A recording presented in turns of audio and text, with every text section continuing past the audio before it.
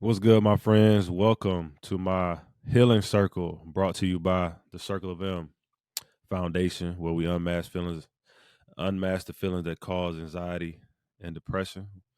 We have this important topic. We have the mental barriers. We have everything that we could be talking about in the tough time in the world. I have a good guest and good friend with me, former teammate Justin Britt. Bro, how are you feeling? We like to do a tap in segment. So that's the first thing that we like to ask our guests is how you feeling? How are you feeling, bro? What's the mood like today? I don't know. I think I'm more on the sad side today. Um, I think we did this before, and I was on the happy side. Um, but I feel like I'm more on the sad side, and as I look at the wheel, um, vulnerable speaks out. Um, kind of guilt, depressed. Um, I mean, kind of. Then you start leading into disgusted, but you don't want to go down that way. Won't lean into those, but I definitely feel um, kind of isolated, and fragile for sure, and obviously I'm dealing with grief. Right. So that that's a buttload of emotions, man. Yeah, it's a buttload of emotions, and I'm dealing with sadness. I'm dealing with grief as well. Um, it's something that we all have to deal with at some parts of our lives, but it's how we deal with those things that make us a better person. So, with you dealing with those things, what did you do to kind of help you cope with them? Um, well, luckily, I got a really good support system with my wife. Um, and then my kids are my world, and so I just lean into their world. And Right. I've recently started to become like some influential person on social media. Just really, I'm just posting The to content is great, share my bro. story. I appreciate it. I'm just kind of sharing my story and my day to day, and I've seen that it's helping some people, and if it doesn't help you, cool, but it helps me. Right. I feel like it's helping me come out of my shell and be comfortable even further with myself. Um, Mm. you know, out and about in front of people, filming myself at the gym, um, putting a picture of my abs on there, and I would have never done that. And so, yeah, I feel like it's being transformational for me, physically, but mentally as well. And so, um, you know, with this news with Ronald, I'm just kind of going back to our conversations that me and him had and listening to Yeah. his voice and trying to understand where he was Right. um and what I the guilt is like what could I have done if anything. And so W- obviously I'm not the decision maker, you know what I mean? And so Right. I can't put a lot of weight on myself, but I can just kind That's of hard. look at the situation as a whole. I know. Yeah. It's tough. It's tough. It's definitely tough. But something that you said that struck a nerve with me when you was talking about you putting out content and how it makes you feel better, how it makes you feel good. We oftentimes, as we're in the league, how we're institutionalized and how our mindset is for the team. Everything is for the team, right? And so we kind of take that same mentality to the real world once we're done with football, but we forget about ourselves. And so you being able to post the content, show your daily routine, show that you're being a family man, but you also have struggles too as well. But you try to go to the gym, you try to do all the things to make sure that you're in a happy place, right? That you don't understand like how that really helps people. And it helps other players too as well, bro. Like me seeing you post your abs, or it's like motivation, right? It's like something like, you know what? I know where Justin was. I remember how big he was as a center. Like you was never fat, but you were nice and husky. But you're a person where, okay, that's where I want to be, right? So some people can take that as motivation for them and like, wow, like, man, I love the journey. I love this process. You know what I mean? So I think that's amazing that you are taking on the lead when it comes to social media, when it comes to content, because it gives you something to look forward to, right? Football gave us something to look forward to. So that's important. Obviously, the next part of this is the news, right? The daily news, the news and mental health, right? But Ronald Powell is somebody that I came out in the draft with. We played with him in Seattle. Um, and he was somebody that always lit up the room. And unfortunately, he passed away. He's another one of our football brothers. Um, I know you talked a little bit about the grieving process. What was it like hearing that news? Well, I mean, you broke the news to me, and I had just gotten done working out and climbed in my truck and looked at my phone and um, just kind of immediately numb and just kind of in disbelief. But I mean, I feel like my head started spinning in every direction, and the post I made of me tearing up, like I was like that was real, and Right, so like I just felt about being vulnerable because you start to think about like what if like, and I don't say what if because we actually know Ronald. You know what I mean? A right, lot of times in the world, you might not be have any relation with the person, and you're like, "Ooh, what if that was like we knew the guy?"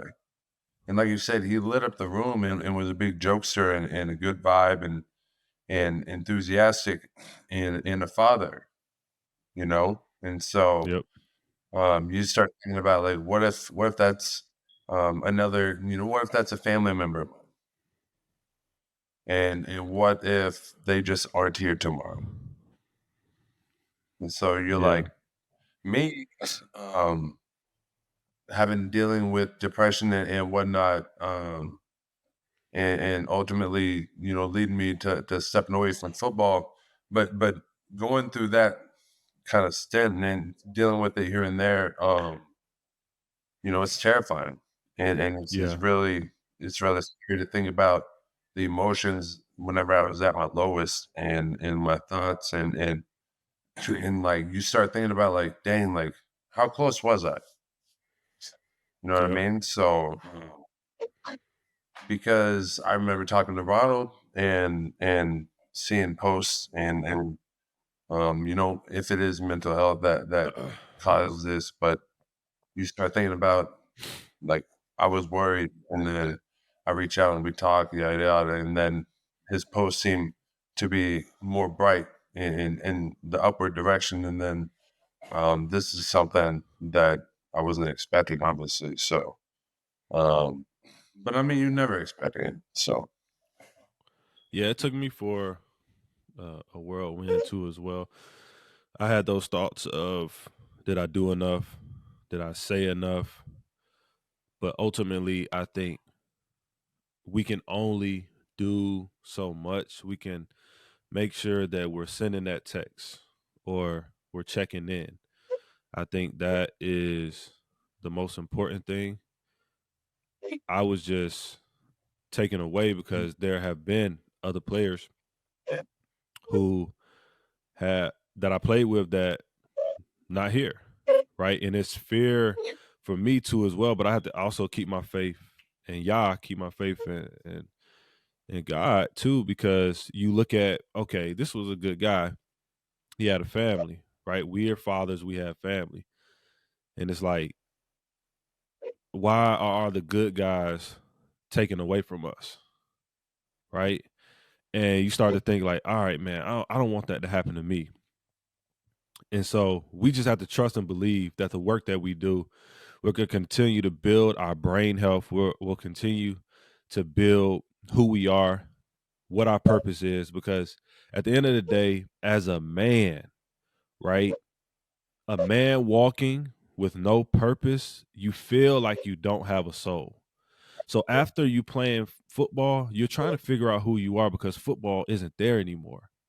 So in your pursuit of your purpose, a lot of guys before things happen, I've noticed is that they're in pursuit of that purpose and don't necessarily know which road to take. And it takes a toll on them, which is anxiety, depression, things of that nature. So I think about all of those things and how can I help in that way. But it was something that I didn't want to hear either.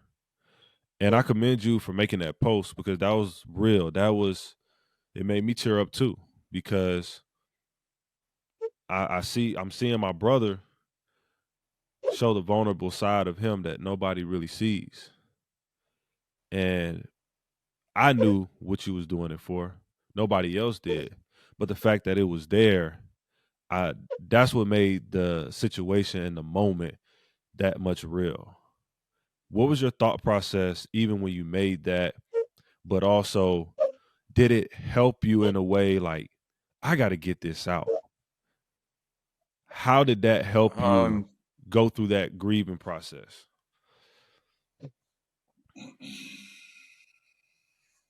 I don't know, like no one really knows what I've gone through, and people ask me why I retired, and if they look at the news, they're like, "Oh, his knees," and I just let it go, because who Yeah, cares? But then, like, I mean, this happens, and it's been humbling and very eye opening to like see the people that reached out to me and they're like, I'm going through this, or I've gone through this since this date, and I'm yeah, still dealing with it. And I'm like, well, now that I know, like, you're in one circle, you know what I mean? And I'm like, I'm not alone. And something I just felt the need to show that I'm human. And I think it's, me, getting a camera for Christmas and just buying into it and say, I'm going to be more open. And be like, this is the moment to be open. And before I yeah. posted it, I usually send everything to my wife, and I'm like, "Do you approve?" And she felt like the message was perfect, and so all I did was hit post. That was in the most human form. And people, at the end of the day, I know for me, that's what I want to see. I want to see somebody being human because oftentimes on social media, people are being something that they're not. And I think it's time for us to get back to that. But you talked a little bit about why you stepped away from the game. And you said that if you look at the news, like, oh, his knees. Let's talk about the truth behind why you stepped away. Yeah, so not a lot of people know it, but here's the story. Um, so I was drafted to Seattle, and everything was great, and went to Super Bowl year one, and then never back, and but was always on a winning team, right? And the Yep. mindset was right, the attitude was right for the most part. I mean, you were there, and you just kind of get lost in it and lost in the peak your way, which isn't a bad way. You just get lost in the flow of things. It Right. becomes real routine. Even Yep. even his speeches week one is the same speech every year, and so it's routine. You're like, oh, deja vu. Let's go. My mind's right. Right. Well, COVID happens. I think that drained everybody. But long story short, you know, um, there's a lot of levels to it, but it's like, I mean, we could sit here and talk hours about it, but um, so I re-signed down here, and In or I Houston, signed down right? here. I was a free agent in COVID, and then I signed back down here in for my first year in 21, and then I feel the best I have coming off my ACL, a full season just working out and rehabbing. I feel healthy, playing pretty good. And then we're in Buffalo week 3, I think, and someone falls into my knee Yep. and they take my ankle out and literally tear all the cartilage out of my knee, basically. And so from that point on, the rest of the year, I'm getting drained 80 cc's out of my knee like twice a week. And that becomes real draining. You're just sitting there watching your quad disappear and you're getting weaker week by week. And there's nothing you can do. And I walked in, Aaron Donald was coming into town. I don't like the guy, but I respect the guy. I watched the tape of the Friday and I wasn't putting any weight on my leg and it was a walkthrough. And so I Wow. walked in on Saturday and I said, I need to have a scope on my knee. I was like, I'm not playing on this. They weren't happy. I didn't care. I got my scope. It didn't help. Came back, Right. played, drain, play, drain, play. Anyways, go through the off season. They're like, hey, you need to stay in Houston. This is the place to be. We'll get you right. So I stay here. And it's hot as excuse my language, but it's Yeah. and I go through all that, not to complain, but just to be real. And they took care of me. I enjoyed the people here in Houston. Made a lot of good friends, a lot of good people. Man, that has to be mentally draining too, as well. Going through like the scope, having people don't realize, and I want to paint this picture for everybody. When you get, because all right, so in 2017, in practice, I tore a ligament in my foot, and it's the same ligament that runs on the outside of your foot all the way up your leg. So on my Yeah. favorite side to pass rush, I couldn't plant on that side. But I'm like, I don't want to get put on IR and I want to play. I want to be here for the team. And they were pushing me to play. Right. But that's Mm-hmm. kind of where you were. They were pushing you to play. And then you came to a point where you're like, no, bro, I can't keep doing this. So you did something that you thought was going to help you. Right. But mentally, it kind of put you in the same spot or lower going back into it. Right. They came out, and I think that was the second year that they gave the short term IR, Oh, yeah. and Yeah. so it Yeah. was like a minimum, and so I was like, "This is perfect. Like, clean me out. You're not doing any like structural stuff. You're just kind of sweeping it out, if you will." And Yeah. so, yeah, I thought it would help. And I wasn't going to be crunching on all the bad stuff causing swelling, but it was like a floodgate and it wouldn't stop until I stopped moving on my knee. And so the off season came and um, I let it rest and cool off and worked my ass off and got to a point where I was confident in myself. And they took care of me in the spring game or the spring ball, limiting my reps. And then camp comes and at like every third day I had off. And they didn't play me. And so like I'm feeling great. My confidence is high. I'm like, they trust me. I'm gonna work my I know ass that off for feeling. them. Week Yep. 1 comes, bro. Do you remember me before games?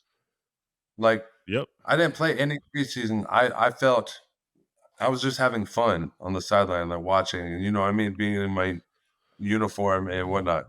And so I didn't know I was going through any of it because everything was gravy and it was all Right. masked. And but like I sit back and look at it and it's like these things are like signs that I should have noticed. But like in the heat of the moment, I didn't. Like week Right. 1, we're playing Indy. Um, and I've always been this even keel sitting in my locker, um, just kind of no headphones in, just enjoying the music of the locker room, the vibe. And I had headphones on. Um, I was taking more pre-workout than normal, and I was yelling. I was like smacking my helmet left and right, Trying to get and going. like yeah. And I go out there and I feel like I'm playing decent, but then it's like it's almost like I left my body and I just watched it from above, like I was playing Madden. but I was just watching like the computer play. Like I had no Man, control. I I was felt like that. making You felt like a calls I never vegetable. called. Yeah, I was making calls I never called before. We were at home and I couldn't hear the quarterback. Mm, Um, it was just, I mean, without going into too much detail, it was just the we ended a tie. You'd probably say it was my fault with some of the stuff I did at the end, but I don't care. I've had bad games. I've lost the Super Bowl, and I yeah, woke up fine the next day. But we tied. It wasn't even a loss. We tied. Um, I remember my O-line coach yelling at me, and I felt like a dog who just got his ass beat by their owner and was getting yelled at by them. Like I just felt so small on the sideline of the football game. Um, and I've been yelled at before. So you know what I mean? At that moment, I'm like, what is going on? I'm like, why do I'm 320, why do I feel this way? And so right. I've always notoriously been the last one out of the locker room for whatever reason after a game. And I was in my car 20 minutes after the game. And I grabbed my wife from the family section. I was like, we got to go. And as soon as I got to the car, I just broke down crying. And I honestly didn't know why. And so we probably sat there, shoot, half an hour maybe. And then we went home and Houston, they don't play night games. So Yeah, it was early, all 1 o'clock one probably. games. I was like, I'm gonna go game ready. And then next thing I know, Alicia's like, you've been in there for like 3 hours. I only ran it once. The TV wasn't even on. I'm just laying there. Yeah, And so at night, we're laying in bed, and she finally leans over. She's like, "What is wrong?" And I said, "I need to retire." you was feeling it. You was feeling it in that moment because at in that moment when you are having it's okay, bro. It's okay, bro. This is why I always carry that towel on me.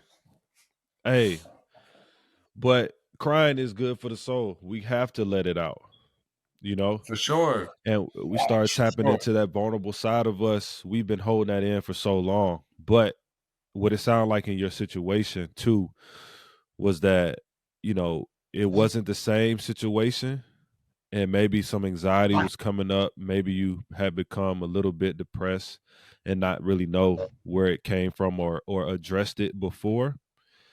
And this was the first time all the emotions came when you realize this is the first time I'm protecting myself and I have to do what's best for me and my family. And I know you was probably thinking about all of that. And that's what probably hurt you the most was wow, like this is It something that it provided for was my family. I mean, you can take me through it. Go ahead. it was no, you're good. It was terrifying. Yeah, But like it was a very challenging camp. Like I go back and I'm like, they took care of me. It was easy, but like mentally, I remember it being really challenging. Um, yeah, learning new offense for the third year in a row, um, and just the competition. You know, whatever it was. I yeah, remember calling my agent, and he's like, "Whoa, like, let's think about this for a second. Like, here's your potential, losses and earnings. Like, here's your pros and cons." And at the time, like I didn't think about that. I just the only way I felt I could save myself mentally because I felt like I was on a slide and I was just going down real yeah, rapid. And I was like, the only way for me to help myself is just to remove myself. And so I was like, I same thing I couldn't did. control on the field, and I didn't trust who was out there. And so I didn't want to do that again. Like just like that, I was like, he's dead. Just like Yeah. that. I was like, he's dead. I was like, I need to move on. He's dead. Um, but then he was like, you know what? Sleep on it. Think about it. I had a conversation with the PA. And then we had Monday off. And so I sat at home Monday with my emotions. I went and worked out at the facility and came home. But then I was just in my emotions. And then we went in Tuesday for film. We watched the game film. I remember sitting in the meeting room. I was just like this. And I Yeah. remember yelling at me. I could see his mouth moving, but I can't hear him. Uh, and then we took notes on the next opponent. I have the notes, but I don't remember a damn thing from the day. And I remember texting my wife, and I was like, Your mind wasn't there, bro. I need to leave. And Yep. so I left there. Um, never felt so vulnerable. Never felt so fragile. But I left that building on Tuesday, and I never felt so safe because I knew I was Whew. going to go home and find a way to tell them I'm not coming back. And I didn't care how they felt. At the time, I think I had this feeling like you did this to me, like it's your fault. And I called them that night and I said I'm not mentally fit, mentally, and I never went back. And as soon as I made that call, like it felt like this thing was just lifted off me and I could breathe. And every day started to get better. And I went to talk therapy every day. Let's For go. a little bit, and then I moved it to, 2 times a week and then once a week, and they put me on medicine, and I was taking medicine, but I felt like it was just not doing enough, and they were trying to find the real, uh, dosage for me. I'm not knocking medicine, it was just not working for me, and so, you know, God willing, I had time to sit at home and figure this shit out, so, um, That's I real. dug myself out of a hole day by day, and, like I told you last time, there's the Zach Bryan song "Send to Me." Yeah. Um, like, there's a like a quote, like part of the song is like you were the voice whenever I couldn't speak, and like she was always Mm. there for me, and I felt like she kind of It's okay, bro. Let it go. Let it go. Let it go, brother. yeah, but like it was almost like she pulled me out, and Yeah. like whenever she who knows? Like, if she didn't ask me, like, in the bed, like, "Hey, what's wrong?" If she didn't ask me that, then who knows if I would have ever opened up. I might have just found a way to box that up and throw it in the trunk. Yeah. But she asked me at the right time, and I was like, essentially, I was like, "Football's done." I was like, "I don't know what we're gonna do," but just like that. Yep. Yeah. So, but I mean, like, I, I, s- I appreciate I your that was vulnerability, over a bro. year. That was a while ago. But like talking about it, obviously not a lot of people know it, but um it's just like football meant so much to me as a player, but people are like, "Oh, you still want to play?" And I'm like, "No." Like I I can say the same confidently thing. tell you, physically, I gave you everything. Mentally, I gave you more. So it's like football almost killed me mentally, and luckily, it was good to me financially, but I was able to walk away, before it got too dark. And I Man, don't know. I It's like I the only thing I wonder is if I would went to a team with a winning culture, but um, I don't know how long I was dealing with my stuff, and so I don't know if my downfall was coming here during the rebuild. just me Well, figure stuff I out, think but oftentimes we have to unless we're realize out to ish. say it again. I was like, nonetheless, we're out. And then I said ish. I was like, we still have Well, our thoughts and battles daily. I think oftentimes what we have to realize is that certain situations that happen to I don't think anything happens just off of luck.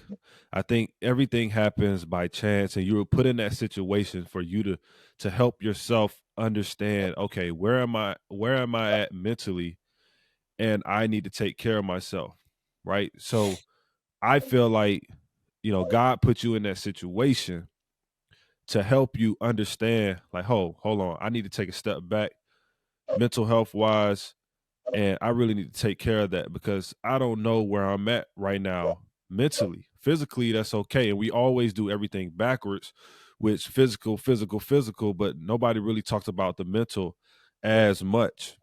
So where you were, I think it was meant for you to happen because look at you now, bro. You're able to be vulnerable. You're able to cry whenever you feel it, right? And not feel like somebody's looking at you like, bro, you a man. What you crying for, right? In the league, how often times did we cry for our teammates? We didn't cry enough in the locker room because, you know, I'm sitting next to my locker mate, but I'm like, man, what am I be crying for? You know what I mean? The mentality. So I think The only for the other most, times I cried for football was the Super Bowl loss. And yeah, it wasn't even right after because there was a lot of stuff going on in the locker room. Fights yep, and Marshawn with his headphones on yelling and it was just a lot. And then I get on the yeah, bus, just dead quiet. And that's when my yeah, emotions are, what's up? Here's how we feel. And I broke down. The other time I cried is when I tore my ACL. Because at that moment in Atlanta, um, I knew my Seattle career was over. And it wasn't yep, even I was on tour at all. I didn't feel it. I knew mentally that my season was over. And it's crazy that's crazy too, since we're on the mental aspect of it. I had a dream the night before I tore my ACL in Atlanta that my season was gonna end, but I didn't know how. And I woke up and I felt the healthiest I had been all season. It was like week 9, week 8. And I go out there God is first drive. using you, bro. And so, You're gonna be but used yeah, in the land, bro. like Houston, stepping away and not playing football anymore, I get to quickly understand that I'm needed at home, and I get to, I had to relearn my children because Ooh, my role was come home and fall in line with my wife's plan and what the kids need, and then yep, Tuesday is make up time I've lost day, mm, and so whenever I stepped away, I had to learn my kids. Like my wife said, make their school lunch. I was like, what do they eat? oh, And I was that way for 2 or 3 weeks, just overwhelmed with making their lunch. And trying to like get acclimated into being a it's been parent. such Trying, a blessing. I guess having my fourth has been such a blessing to be here from day one and just to experience every second that I can. Um, and so I didn't get to have that with any of my other children, and so I've lost that connection. But this one, it's just you like I think I've told you I was like losing my mind has been the best thing for me, and I was like I tell people I lost my mind to football, and I had to refine it, and I had to refine my relationships and I feel like if like I've honestly put it in the category of like it happened for a reason because it feels like it was the right time for me to reconnect with my wife, reconnect with my kids, reconnect with my home, my finances, just all this stuff just kind of honed in on me in my circle, Yeah. uh, and then decide that we're gonna have our fourth kid and be able to experience every second. And just kind of thinking about growing, letting our kids plant their roots and grow up and whatnot, and to stop being selfish and Yeah. uh, like it's a freeing feeling. Yeah. We play a game that is very demanding. And so you don't get that time. And when you're able to get that time, you notice and you realize how much that time you don't get back. And you start to cherish every moment. Then God gives you a blessing of another child, and you get to really relearn your kids in a way that helps them grow, be able to speak wisdom into their lives so they could be the very best versions of themselves they could possibly be. So you kind of hit everything on the head. And because I was my next question really was, what do you do now, and how do you, take your mental health and still be in that quote unquote happy place? But you just said it, bro. You said your family, being with your family, being with your kids, and then also creating the content, but content that you love to do, right? Something Mhm. that you enjoy, right? Because we always have been doing something for someone else's benefit, right? The team's benefit, right? You could be losing your mind mentally, but in the NFL, the team is more important. So we just have to bring that back and really, quote unquote, be selfish a little bit and say, okay, I'm going to take some time for me so I could be all that I could be for my family. You just So gotta I find. commend you, bro. Thank you for this. I am glad that the audio didn't work last time because we got the true vulnerable side of you. You got a better backdrop this time. Man, it looks good. It looks good. But man, that's really the meat and potatoes of our show. And that's what we'll end it off on. Again, this is the Healing Circle. Hope you guys will subscribe. I hope you guys take heed to what my guy Justin Britt was saying.